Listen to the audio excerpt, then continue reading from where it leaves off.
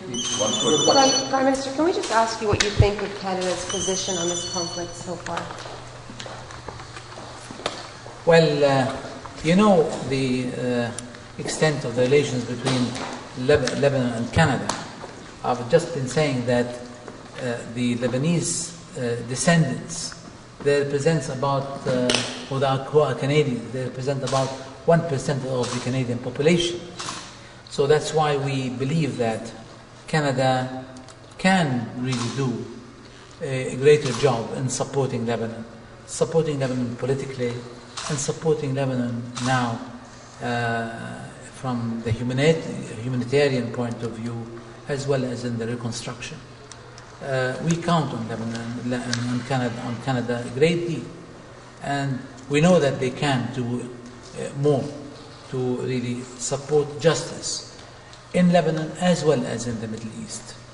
And I hope that Canada and others can seize this opportunity of this disaster that was inflicted and still being inflicted on Lebanon, to take it as an opportunity and to really do whatever is needed in order to help Lebanon to get out of its present situation, which was really brought to it by the Israeli invasion, which is happening this time for the 7th time in 30 years, and to really take things from there with other friendly countries to find a real solution for the Arab-Israeli conflict. Would it be helpful if Canada stopped to change its position on Hezbollah, considering it as a terrorist organization?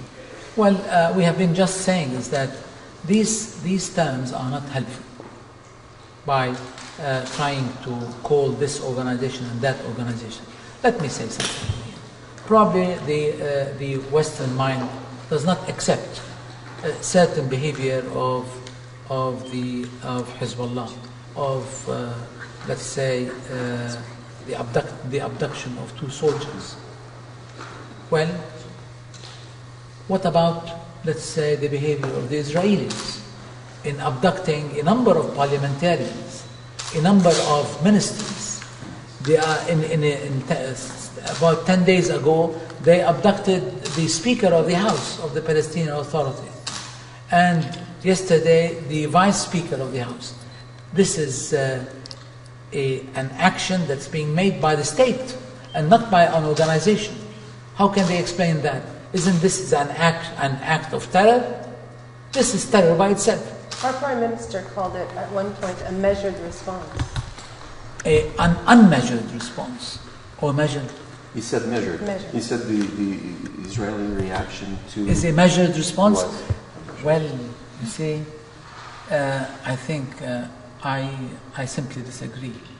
I disagree, because the whole world, even those who are with Israel, supporting Israel, that they said this is a disproportionate action. So this is not a measured response at all. Forgive me if I say that this is not true at all. In concrete terms, what could Canada do to help you? What could Canada do?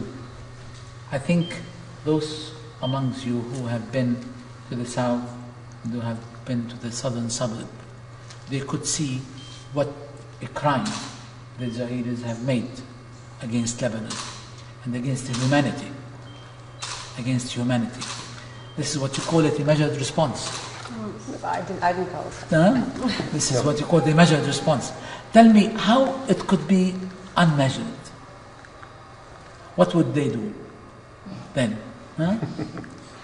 I think I would leave it to your imagination. Have you spoken to our Prime Minister about that comment or about anything else, his No, position? no. Are you going to? Yes. Very good. I'm going to talk to him, yes. This is definitely, something we'd have to really communicate with, so that, and I hope that when you go back to Canada, is to really indicate to His Excellency what damage has been inflicted on Lebanon. The signals we get these days from your government and from the Israeli government are not very encouraging. Do you think the truce will hold? There seems to be an well, I'm keeping the Secretary General very aware of all the developments. And the European community, I'm in daily contact with everybody there so that they know how things are really developing and what should be done in order to restrain Israel, because Israel is continuing its threats. They are breaching the 1701 on a daily basis. The other day they sent helicopters in order to really make a landing over there, and there were some clashes. And today we are hearing lots of threats by Israeli officials, and it's strange, you see. Well, round two. Yeah, no, we are hearing threats of assassinations. I mean, how can an official speaks that language and you don't name that terrorism? What is terrorism then? What's terrorism? Well, they say Hezbollah should be disarmed, and maybe that would solve this. It's part of the resolution in the end. Right? I think the same thing. They have to disarm Israel. Israel. I think this is the real answer. This is the best. That's the best way. Anyhow, I think the most important conclusion that one could really make out of this Israeli onslaught against Lebanon is that through force you cannot solve problems. One has to really see that irrespective of the quantity and the sophistication of weapons that they have accumulated in their arsenal, this has brought them no security and no safety. And the best way how to bring Israel safety and security, they have to realize that this is the only way through talking peace and moving towards building good relations with their neighbor. To do that, there is one road, which is the United Nations resolutions, the implementation of these resolutions, what has been agreed in Madrid, the land for peace. This is the way how to go to real peace in this region. And this is what you can build better relations in the area. You intend to launch a formal complaint for the large use of cluster bombs in southern Lebanon?